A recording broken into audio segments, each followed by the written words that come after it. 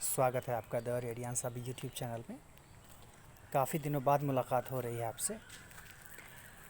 जैसा कि हम लोग मार्क्सिस्ट क्रिटिसिज्म में लेनिनिस्ट क्रिटिसिज्म की बात कर रहे थे, लेनिनिस्ट मार्क्सिस्ट क्रिटिसिज्म की बात कर रहे थे, उसमें हम इस पॉइंट तक पहुँचे थे कि कैसे लेनिन के समय रशिया में ऐसा हो गया कि उनका जो कहना था कि जो लिटरेचर है वो सीधे सीधे पार्टी का लिटरेचर होना चाहिए, मतलब पार्टी यानी पॉलिटिकल पार्टी से सीधे उसका कनेक्शन होना चाहिए, अलग नहीं होना चाहिए। मतलब कहीं ना कहीं लिटरेरी पर्सन्स जो है वो माउथ पर्सन बन जाए, माउथ पीस बन जाएं पॉलिटिकल पार्टीज़ का, ऐसा मानना था लेनिन का।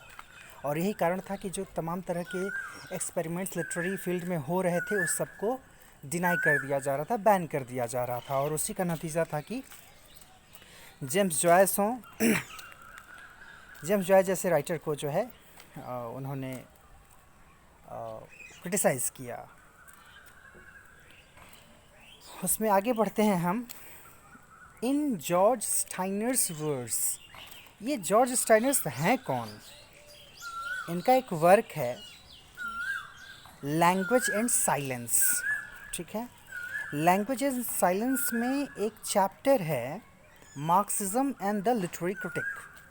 तो एक तरह से कहीं ना कहीं ये एक क्रिटिक ही हैं जिनके बारे में हम पढ़ रहे हैं इस समय। जॉर्ज स्टाइनर, बुक का नाम है लैंग्वेज एंड साइलेंस, उसमें चैप्टर है Marxism and the literary critic. उसी में ये बात उन्होंने कही है। क्या बातें कही हैं देखिए, आगे बढ़ते हैं, समझ में आएगा।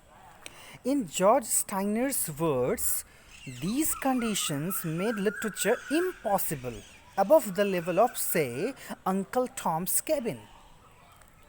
ये उनका ही वर्ड है, जॉर्ज स्टाइनर का ही। उनका कहना है कि ये सिचुएशन कुछ ऐसी बन गई थी कि इस समय लिटरेचर का लेवल बहुत हाई नहीं जा सकता था। अगर एक एग्जांपल के बतौर बात करें तो अंकल टॉम्स केबिन जो वर्क है उसका जो लेवल रहा उस लेवल से ज़्यादा ऊपर नहीं जा सकता था लिटरेचर। तो अब इस बात को समझने के लिए तो भाई एक रेफरेंस मिल गया आपको, कैसे समझिएगा? तो आपको समझना पड़ेगा। क्या समझना पड़ेगा? क्या आपको इसकी स्टोरी जाननी होगी अंकल टॉम्स केबिन की? I don't think so. इसमें मेन चीज़ ये है जानना आपको कि स्टाइल क्या रही होगी उस पर्टिकुलर वर्क की, ये है क्या अंकल टॉम्स केबिन, जिसको एक पैरामीटर मानकर चल रहे हैं कि इससे ऊपर लिटरेचर का लेवल नहीं जा पाया। क्या है ये? Uncle Tom's cabin, an anti slavery novel by Harriet Beecher Stowe. American novelist हैं Harriet, HARRIET BEECHERSTOWE, Harriet Beecher Stowe. तो उनका नॉवेल है जिसका नाम है अंकल टॉम्स केबिन। ये एक एंटी स्लेवरी नॉवेल है। तो क्या था इसका लेवल, कैसे पता चलेगा? इसके लिए विकिपीडिया में जाकर के मैंने क्या किया, उसकी स्टाइल देखी मैंने कि स्टाइल क्या है उसकी, उस नॉवेल की स्टाइल क्या है। देखिए कितना खूबसूरत पिक्चर बना हुआ है अंकल टॉम्स केबिन का। Uncle Tom's Cabin is written in the sentimental and melodramatic style. देखिए अब शायद आपको याद आ गया होगा सेंटिमेंटल कॉमेडी, कैसे उसके अगेंस्ट एंटी सेंटिमेंटल कॉमेडी लिखनी पड़ी थी किसको, Oliver Goldsmith, She Stoops to Conquer लिख करके जो इतने फेमस हो गए। सेंटिमेंटल के अगेंस्ट कैसे रिवोल्ट करना पड़ा और एंटी सेंटिमेंटल कॉमेडी उनको लिखनी पड़ी। मतलब ये है कि कोई बात जब हमें कहनी है, जब हमें किसी बात के लिए लड़ाई लड़नी है, तो उसका तरीका क्या ये होना चाहिए।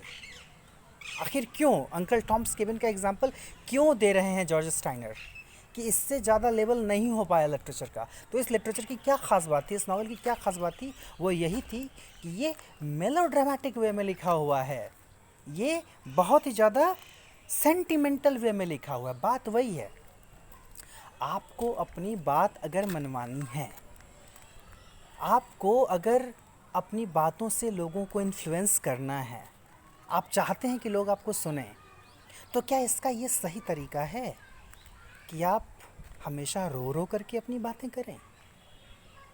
रियल लाइफ में भी ये बहुत ज़्यादा एप्लीकेबल है। देखिए सच्चाई यही है कि अगर आप एक बार रोएंगे, 2 बार रोएंगे, 3 बार रोएंगे, लोग आपको शांत कराएंगे। उसके बाद क्या होगा मालूम? अरे इसका तो यही काम ही रहता है, हमेशा रोते रहता है, हमेशा रोती रहती। आप कितनी भी प्रॉब्लम में हो, नो मैटर, तो वहाँ जो तरीका है अपनी बात को कहने का, अपने गुस्से को जाहिर करने का, वो तरीका अलग होना चाहिए। तो ये सेंटिमेंटल और मेलोड्रामेटिक, मेलोड्रामेटिक यू अंडरस्टैंड? जैसे घर में जब बहू की विदाई होती है तो जो महिलाएं राग आलाप करके शुरू करती हैं गाना, या कोई गुज़र जाता है तो कैसे जैसे लगता है कि कोई धुन चल पड़ी है, इस तरह से बोल बोल करके शब्दों का यूज़ कर करके, इसको बोलते हैं राग काढ़ कर गाना या रुदन करना, विलाप करना। विलाप करना, रोना नहीं, विलाप करना, वो है मेलोड्रामा। इसको बहुत अच्छा नहीं माना जाता है। जैसे रोने का भी एक तरीका होता है, कह कह करके रो रहे हैं तो मेलोड्रामा कर रहे हैं, एक सिंपली रो रहे हैं। खैर, तो यही बात है कि इस समय कंडीशन ऐसी हो गई थी लिटरेचर की कि लिटरेचर में जो लेवल है वो इस लेवल से ऊपर नहीं जा पाया, उसका स्तर जो है इससे ऊपर नहीं जा पाया। ठीक है, आगे इसमें और कुछ चीज़ आप पढ़ करके समझ सकते हैं कि क्या और बातें हैं।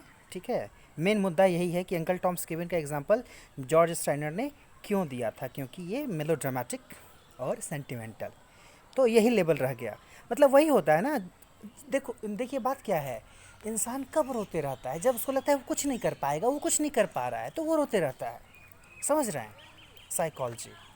तो वही चीज़ है, जब हर तरह से जैसे लगता है कि बंधे पड़े हैं, कुछ नहीं कर पा रहे हैं, पॉलिटिकल प्रेशर इतना ज़्यादा है कि हम सटायर का यूज़ नहीं कर रहे हैं, या अपनी भाषा को तल्ख नहीं बना रहे हैं, जैसा कि बनाया था सआदत हसन अली मंटो ने, जिनका वो फेमस डायलॉग, बड़ी अच्छी मूवी बनाई है नायर जी, आई थिंक नायर की ही मूवी है, मीरा नायर शायद, जो सआदत अली हसन मंटो पर बना हुआ है, रोल किया है नवाजुद्दीन सिद्दीकी ने। बोलते हैं ना कि अगर मेरी नज़में आपके लिए नाकाबिले बर्दाश्त हैं तो इसका मतलब ये है कि ये ज़माना ही नाकाबिले बर्दाश्त है। तो मतलब लिटरेचर कहा जाता है ना, literature is the mirror of society, तो लिटरेचर में वो तलखी आनी चाहिए, वो नहीं आ पाएगी तो कहीं ना कहीं लगेगा कि मेन उद्देश्य से लिटरेचर भटक रहा है शायद, और वो भटक गया था, उसको बाकायदे भटकाने की पूरी कोशिश कर दी गई थी लेनिन जैसे लोगों के द्वारा।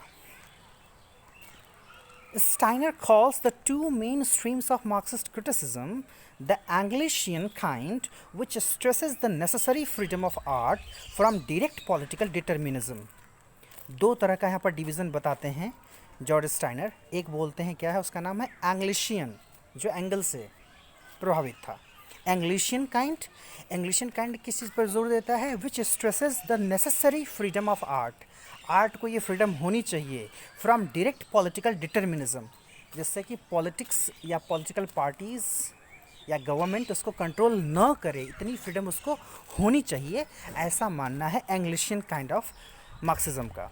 लेकिन and the Leninist which insists on the need for art to be explicitly committed to the political cause of the left. और लेनिनिस्ट जो है वो किस बात पर फोकस करता है? उसका जोर ये है कि आर्ट को कमिटेड होना चाहिए पॉलिटिकल कॉज से। किसके पॉलिटिकल कॉज के? लेफ्ट के, जिसको वामपंथी कहा जाता है। वामपंथी विचारधारा, लेफ्टिस्ट थिंकिंग, ये वहीं से निकला हुआ है ना। कम्युनिज्म जो आज के डेट में एक मायने लेफ्टिस्ट का जो निकल करके आया हुआ है। देखिए चीज़ें बदलती रहती हैं समय के साथ, उनकी परिभाषाएं बदलती रहती हैं, अलग अलग कॉन्टेक्स्ट में मीनिंग बदल सी जाती है उनकी। तो यही ये जो सारी बातें हैं मैंने पहले ही बता दिया कि एंजल्स और लेनिन के बारे में लिखते समय जॉर्ज स्टाइनर का व्यू है, जिसको उन्होंने Marxism in the literary critic नाम के चैप्टर में लिखा हुआ है। बुक का नाम है लैंग्वेज एंड साइलेंस। ठीक है, अब क्या हुआ? Those abroad who were sympathetic to the ideas of communism tried to follow the Moscow line. अब जो लोग रशिया के, जो लोग बाहर में थे, विदेशों में थे, जिनको कम्युनिज़्म के इस आइडिया में बिलीव था, वो सिंपैथेटिक थे, तो उन्होंने मॉस्को लाइन को फॉलो किया। मतलब जो मॉस्को लाइन का मतलब वो जो मॉस्को में चाह रहे थे लोग, उसको फॉलो किया। On matters where an official party policy existed. Moscow line on matters where an official party policy exist, जहाँ पर एक ऑफिशियल पार्टी पॉलिसी बाकायदे एग्जिस्ट करती थी। Hence the international influence of the Leninist views which crystallised at the 1934 Congress. और फिर उससे क्या हुआ, अब मामला इंटरनेशनल हो गया। वो इन्फ्लुएंस जो है लेनिनिस्ट व्यू का, वो इंटरनेशनल हो गया। और फिर 10 और ये इसको क्रिस्टलाइज किया गया बाकायदे 1934 कांग्रेस में। Thus, in what came to be called the Vargal Marxism of the 1930s, और तब निकल कर के ये एक नया टर्म आया वल्गर मार्क्सिज्म का 1930s में। अ डायरेक्ट कॉज इफेक्ट रिलेशनशिप, जो कि ये वल्गर मार्क्सिज्म किसकी बात करता है, डायरेक्ट कॉज इफेक्ट रिलेशनशिप की। क्या कॉज इफेक्ट, लिटरेचर और इकोनॉमिक्स का। लिटरेचर और इकोनॉमिक्स का क्या रिलेशन है, ये खुल करके बिल्कुल आया उसमें कि कैसे लिटरेचर इकोनॉमी को प्रभावित कर सकता है। ठीक है, हाँ, मतलब सीधे सीधे पॉलिटिकल एजेंडा कैसे इस्तेमाल किया जाए लिटरेचर में। With all writers seen as irrevocably trapped within the intellectual limits of their social class position, जिसमें हम ये देखते हैं कि हर इंटेलेक्चुअल जो है राइटर है, वो कहीं ना कहीं लिमिटेड हो जाता है, बंध जाता है, बंधा हुआ हमको दिखता है अपनी क्लास पोजीशन में। उसकी अपनी एक इंटेलेक्चुअल लिमिट्स हो जाती है। जबकि इंटेलेक्चुअल्स को क्या होना चाहिए, पार्टी बाउंड नहीं होना चाहिए। इंटेलेक्चुअल्स की थिंकिंग जो है वो इंडिपेंडेंट होनी चाहिए। उनका इंक्लिनेशन किसी एक पर्टिकुलर पार्टी की तरफ या एक पर्टिकुलर थॉट की तरफ नहीं होना चाहिए। They must have a balanced view. A much cited example of this rigid kind of Marxist literary criticism is Christopher Caldwell's Illusion in Reality। और कह रहा है कि इसका एक बहुत ज़्यादा साइट किया हुआ एग्जाम्पल साइट जो किया जाता है मार्क्सिस्ट लिटरेरी क्रिटिसिज्म का, वो है क्रिस्टोफर कॉडवेल का इल्यूजन और रियलिटी, जो कि 1930 में लिखा गया, पब्लिश हुआ 1946 में। Caudwell's writing is both very generalised in the sense, काफ़ी जनरलाइज्ड है इनका view, writing in the sense that there is little detailed textual reference to the works under discussion, क्योंकि उसमें जिन वर्क्स के बारे में वो बात कर रहे हैं उसका टेक्सचुअल रेफरेंस डिटेल में बहुत कम है। And very specific in the sense that every facet of a writer is link to some aspect of her or his social status. और उसमें उन्होंने दिखाया है कि कैसे हर राइटर जो है अपने सोशल स्टेटस से कैसे लिंक्ड है, यानी उसकी जो चीज़ें हैं, उसकी जो विचारधारा है, उसकी जो राइटिंग है, वो कैसे प्रभावित है उसके अपने सोशल स्टेटस से। तो इससे क्या होंगी, चीज़ें बदलेंगी। कैसे? दस in Caudwell's discussion of Victorian poets. अब विक्टोरियन पोइट की बात करेंगे तो किसकी बात आएगी, ब्राउनिंग की बात आएगी, अल्फ्रेड टेनिसन की बात आएगी। क्या बात करते हैं, करती हैं वो, करती हैं नहीं करते हैं। This in Caudwell's discussion of Victorian poets extracted in Newton's 20th century literary theory. उनका जो ये वर्क है 20th सेंचुरी लिटरेरी थ्योरी, उसमें से ये बात कह रहे हैं Peter Barry. We did that Browning's vocabulary has a foggy verbalism. ऐसा मानना है कॉडवेल का कि जो ब्राउनिंग की वोकैबुलरी है वो क्या है, फॉगी वर्बलिज्म है। फॉग क्या होता है, जहाँ कुछ क्लियर ना हो, एम्बिगुअस हो, ठीक है। Foggy verbalism which is the reflection of his intellectual dishonesty. Ambiguous है इसीलिए क्योंकि वो क्लियर कट नहीं बोलते, स्ट्रेट फॉरवर्ड नहीं है। तो कह रहे हैं कॉडवेल का कहना है कि वो उनकी अपनी इंटेलेक्चुअल डिसऑनेस्टी को शो करती है, उनकी वो language, in dealing with real contemporary problems, क्योंकि वो अपने रियल कंटेम्प्रेरी प्रॉब्लम से भागते हुए दिखाई देते हैं। इसलिए उनकी जो भाषा है और उनकी जो वोकैब है वो फॉगी वर्बलिज्म है। This a particular kind of vocabulary is the direct product of the middle class writer's evasiveness on sensitive social issues.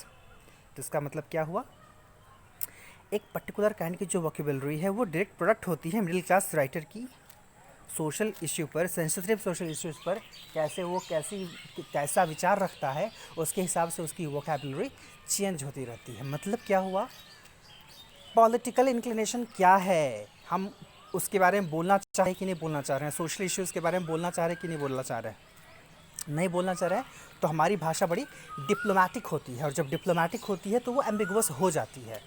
हम किसी का समर्थन नहीं करते, किसी का विरोध नहीं करते, अपने आप को बचा करके रखने की कोशिश करते हैं। जैसा कि आज के समय आप देख रहे हैं, हमारे देश में ज़्यादातर राइटर्स की वो स्थिति है फ़िलहाल। कुछ हैं जो कि बोलने की क्षमता रखते हैं गवर्नमेंट के खिलाफ, गवर्नमेंट कुछ अगर गलत करे तो। अब गवर्नमेंट के खिलाफ बोलने का मतलब ये नहीं होता है कि गवर्नमेंट कुछ भी करेगी उसका विरोध करेंगे। जहाँ पर बोलने की ज़रूरत है वहाँ ज़रूर बोलना चाहिए। तो आगे देखिए क्या है। Thus, a particular kind of vocabulary is the direct product of the middle class writer's evasiveness on sensitive social issues. All poets have their own form of escape from modern reality.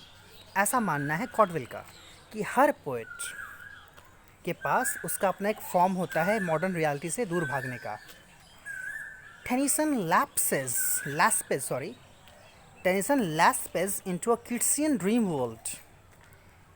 और Tennyson जो हैं, Tennyson अपने escape के लिए क्या अपनाते हैं, Tennyson चले जाते हैं कीट्सियन ड्रीम वर्ल्ड में। जैसे जॉन कीट्स अपने ड्रीम की दुनिया में जा रहे होते हैं। चूँकि यहाँ पर 20th सेंचुरी पोएट को डिस्कस किए हैं, वो कीट्स को डिस्कस नहीं कर रहे हैं, दिखा रहे हैं कि कैसे टेनिसन भी कीट्स की तरह से जो है वो दूसरी दुनिया में ड्रीम वर्ल्ड में चले जाते हैं, कीट्सियन ड्रीम वर्ल्ड में। Browning rights constantly on Italian medieval themes. और जो ब्राउनिंग है, रॉबर्ट ब्राउनिंग, वो क्या कर रहे हैं, कहाँ के हैं, इंग्लैंड के हैं, लिख के आ रहे हैं, इटालियन थीम्स पर लिख रहे हैं। Browning rights constantly on Italian medieval themes, वो भी मेडिएवल थीम्स पर लिख रहे हैं, मतलब मिडिल पीरियड, मिडिल हिस्ट्री के बारे में। मतलब जिस एज में जी रहे हैं उसकी बात नहीं हो रही है। अच्छा, ये बहुत समझने वाली बात है। जैसे मैंने देखा है कुछ राइटर्स को आज के डेट में, एक बड़े सेलिब्रेटेड नॉवेलिस्ट हैं इंडिया के, मैं देखता हूँ कि वो अपने फेसबुक पेज पर वो जितना ट्रंप की बुराई करते हैं उसका 100वां हिस्सा भी मोदी की बुराई नहीं करते, जबकि वो एक इंडियन नॉवेलिस्ट है। अब देखिए, एक जो भी समझदार होगा वो समझता है कि चाहे अमेरिका के राष्ट्रपति डोनाल्ड ट्रंप हों, चाहे हमारे देश के प्रधानमंत्री नरेंद्र मोदी हों, इन दोनों में एक समानता है, ये लोग फैक्ट और फिक्शन मिक्स कर देते हैं। और स्थिति ये है कि इतने अच्छे पोजीशन पर होने के बावजूद इनकी बातों की वैल्यू नहीं रह गई है उतनी जितनी की होनी चाहिए। जब किसी देश का रिप्रेजेंटेटिव, चाहे वो प्रेसिडेंट हो चाहे वो प्राइम मिनिस्टर हो, जब वो कोई बात कहता है तो उसे ऑथेंटिक मानना चाहिए। उसके ट्विटर अकाउंट पर कोई बात अगर शेयर की जाती है, उसके लेक्चर में अगर कोई बात शेयर की जाती है, तो उसे ऑथेंटिक माने जाना चाहिए। लेकिन ऐसा नहीं हो रहा आजकल पोस्ट ट्रुथ का ज़माना है। पोस्ट ट्रुथ क्या होता है, कहा जाता है ना, किसी झूठ को बार बार बोला जाए तो वो सच बन जाता है। तो वो बनाने की प्रक्रिया बहुत चल रही है। इवन आप पोस्ट ट्रुथ की एटिमोलॉजी में जाएंगे ना, तो वहाँ पर आप देखेंगे कि उसका सीधा कनेक्शन डोनाल्ड ट्रंप से है, और उसका हमारे देश के प्रधानमंत्री भी बखूबी इस्तेमाल करते हैं। लेकिन यहाँ के इंटेलेक्चुअल्स हैं, कुछ इंटेलेक्चुअल्स जो सीधे सीधे बोलते हैं, जो स्ट्रेट फॉरवर्ड हैं, बोलते हैं। लेकिन ऐसे भी कुछ हैं जो अपने आप को इंटेलेक्चुअल कहलाते हैं, वो दूसरे देश की पॉलिटिक्स में जितना ज़्यादा इंटरेस्ट दिखाते हैं, जितनी कमियां उनको नज़र आती हैं, उनको अपने देश की पॉलिटिकल सिचुएशन, अपने देश की स्थिति में वो चीज़ नज़र नहीं आती। यहाँ पर उनके लिए सब कुछ अच्छा ही अच्छा सा रहता है, या वो ऐसा बनाकर रखना चाहते हैं। क्यों भाई? रीज़न क्लियर है, अपने सोशल स्टेटस से कोई खिलवाड़ नहीं करना चाहता है कि सब चहेते बने रहें। जो भी राइटर वगैरह हैं, या इवन फ़िल्म की दुनिया की थोड़ी सी बात कर लें तो फ़िल्मी दुनिया में भी देखिए इस समय चीज़ें उसी तरह से बन रही हैं, मूवीज़ वैसी ही बन रही हैं जैसे कि सेंटर में रहने वाली पार्टी चाह रही है। मतलब वो कुछ ऐसा नहीं करना चाहते, कुछ ऐसा एक्सपेरिमेंटल बहुत कम ऐसे डायरेक्टर्स हैं, प्रोड्यूसर्स हैं जो उस जगह पर एफर्ट लगाने की कोशिश कर रहे हैं जो कि कहीं ना कहीं देश की गवर्नमेंट को, स्टेट की गवर्नमेंट्स को क्रिटिसाइज़ करता हो। It's not an easy task. ये इजी टास्क नहीं है, उनको पता है कि प्रॉब्लम्स आएंगी। That's why nobody wants to compromise, I mean compromise नहीं, nobody wants to you know have courage. ठीक है, तो ये देखिए ब्राउनिंग को कैसे पकड़ा है यहाँ पर कॉर्डवेल ने, कि ब्राउनिंग जैसे पोएट कैसे स्किप कर जाते हैं। क्योंकि देखिए कहा जाता है कि every writer is the product और the child of the age. जब वो किसी एज का चाइल्ड है तो राइटर्स को इंटेलेक्चुअल समझा जाता है। तो इंटेलेक्चुअल्स की ये रिस्पॉन्सिबिलिटी होती है कि वो चीज़ों को एक बैलेंस्ड वे में देख पाएँ, उसको जहाँ ज़रूरत पड़े वहाँ एडमायर करें, जहाँ ज़रूरत पड़े वहाँ क्रिटिसाइज़ करें। ये करें वो, क्योंकि वो कहीं ना कहीं एक इंटेलेक्चुअल लेवल के लोग हैं और वो सोसाइटी को आईना दिखाने वाले लोग हैं। तो अगर वही गलत का समर्थन करना शुरू कर देंगे या गलत को नज़रअंदाज भी करना शुरू कर देंगे तो भी गलत है। ठीक है, लिटरेचर में ये बातें होती हैं और इस लेवल से सोचा जाना आवश्यक होता है। एटलीस्ट मेरा पर्सनली मानना है कि लिटरेचर आपको कुछ सिखाए या ना सिखाए, लेकिन वो आपको किसी एक पर्टिकुलर आइडियोलॉजी को आँख मूंद कर फॉलो करने की सलाह नहीं देता। वो आपको बताता है कि दुनिया वैराइटीज़ से भरी हुई है, बहुत डाइवर्सिटी है यहाँ पर, हमें हर चीज़ को देखना, समझना, परखना चाहिए। हमें किसी एक चीज़ को एब्सोल्यूट ट्रुथ मान करके नहीं चलना चाहिए। वैसे भी एब्सोल्यूट ट्रुथ नाम की कोई चीज़ होती है नहीं। ठीक है, चलिए अभी है क्या कुछ यहाँ पर देखिए, वही उसको कोट किया है, to Tennyson and Keatsian world of romance, to Browning the Italian spring time, both are revolting backwards. क्या बैकवर्ड्स, पीछे की चीज़ों को लिए रिवोल्ट कर रहे हैं? अरे भाई जिस एज में हो उसके बारे में बात करो ना, क्यों भाग रहे हो? Trying to escape from the contradiction of the class for whom they speak. जिस क्लास के लिए वो बोलना चाहते हैं, बोलना चाहिए उनको, वो नहीं बोल रहे हैं। ये बड़ा कॉन्ट्राडिक्टरी पोजीशन है उनका अपनी सोसाइटी में। ठीक है, वही है कि the overall result is to provide little more than sound bites on the literature for use in political argument. तो ओवरऑल रिजल्ट ये है कि साउंड बाइट कहा जाता है, कोई रिकॉर्डेड स्टेटमेंट होता है कुछ समय के लिए, रेडियो के लिए, टीवी के लिए, उसको कहा जाता है साउंड बाइट। तो कह रहा है ओवरऑल रिजल्ट जो है वो ये है कि to provide little more than, मतलब थोड़ा सा ज़्यादा दे देना, साउंड बाइट से थोड़ा ज़्यादा दे देना, on literature for use in political argument, जिसका यूज़ हो सके पॉलिटिकल आर्ग्यूमेंट में। बात समझ में आ रही है? कैसे लेनिनिस्ट व्यू ने कैसे इन्फ्लुएंस किया लिटरेचर को। तो लेनिनिस्ट मार्क्सिस्ट क्रिटिसिज्म इसकी बात करता है। अब अगली क्लास में एंग्लिशियन मार्क्सिस्ट क्रिटिसिज्म की हम बात करेंगे।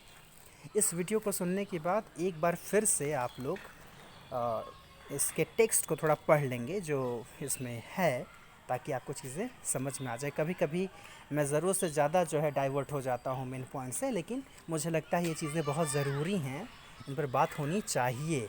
और लिटरेचर की क्लास में अगर इन चीज़ों पर बात नहीं हो पाएगी तो फिर कहाँ होगी। ठीक है, चलिए आज के लिए इतना ही, धन्यवाद।